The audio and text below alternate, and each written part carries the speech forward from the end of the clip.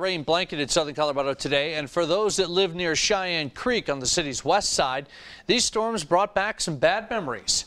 Fox 21's Tori Kay spoke with a resident who is no stranger to flooding in the area. She joins us now with more. Tori? Joe, it wasn't that long ago that the Cheyenne Creek was overflowing and devastating homeowners. So even though the rain may have temporarily slowed down, residents say they are keeping a watchful eye tonight. It's a sound that residents fall asleep to every night. But when the sound of the Cheyenne Creek gets louder, it also means it's getting quicker. Initially, I was just hanging out in front of the fireplace, and then somebody called, and I looked out, and it was like, okay, here we go.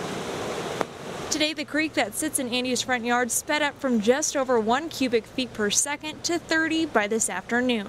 But neighbors say that's a consequence of living in the area. Living this close to the creek and back in this canyon, it's kind of a risk that you take. I don't know, they had really high water last fall, and I think everyone in the neighborhood was really connected and looking out for each other and making sure that they were safe. But the communication they had then was not enough to protect Andy's home. This creek filled 8.5 feet of her basement and damaged many other homes. She said it was a powerful lesson. It's just the neighbors keeping in touch better now on what's going on at individual households, because during the flood, we all were kind of independently handling things on our own. She says when she goes to sleep tonight, she and her community will be ready for anything. We've got sandbags scattered around the yard, and we'll keep in touch all night long to see what happens. And you don't go through what we went through and not get eerie when the creek starts getting loud and heavy and fast.